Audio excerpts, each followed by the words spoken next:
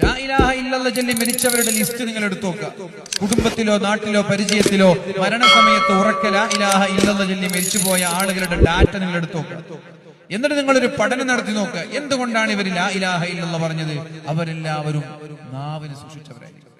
നാവിനെ സൂക്ഷിക്കാത്തവർക്ക് ലാ ഇലാഹ ഇല്ലല്ലാഹ് ചൊല്ലാൻ കഴിയില്ല മരിക്കുന്ന സമയം.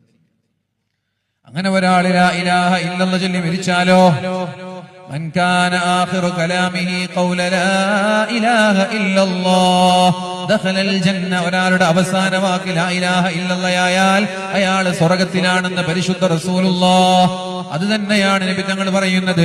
രണ്ട് കാര്യം സൂക്ഷിക്കുമെന്ന് നിങ്ങൾ ഉറപ്പ് തന്നാൽ ഞാൻ നിങ്ങൾക്ക് സ്വർഗം തരാം. നാവിനെ സൂക്ഷിക്കണം, ലൈംഗിക അവയവത്തെ സൂക്ഷിക്കണം. ഈ രണ്ട് കാര്യം സൂക്ഷിച്ചാൽ ഞാൻ നിങ്ങൾക്ക് സ്വർഗം കൊണ്ട് ഉറപ്പ് തരാമെന്ന് മുഹമ്മദുർ റസൂലുള്ളാഹി സ്വല്ലല്ലാഹു അലൈഹി വസല്ലം. 60 കഴിഞ്ഞ ആളുകൾ ഖൈറുക്കും മൻ ത്വാല ഉംറുഹു വഹസുന അമലു. നമ്മളിൽ ഏറ്റവും നല്ലവർ ഒരുപാട് കാലം ജീവിക്കാൻ ഭാഗ്യം ലഭിക്കുന്നവരാണ്. കുറെ കാലം 90 വയസ്സ് വരെ ജീവിച്ചാൽ അയാളാണ് ഭാഗ്യവാൻ.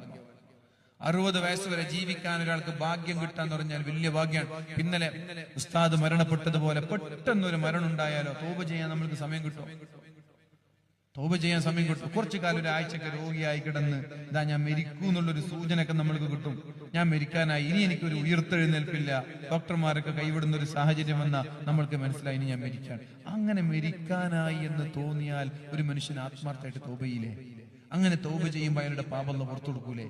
അങ്ങനെ മരിക്കാൻ ഭാഗ്യം കിട്ടലല്ലേ ഏറ്റവും വലിയ ഭാഗ്യം. പെട്ടെന്നുള്ള മരണം മുഅ്മിനീങ്ങൾക്ക് റാഹത്താണ്. തെറ്റുകാരായ ആളുകളെ സംബന്ധിച്ചിടത്തോളം ഖേദമാണ്.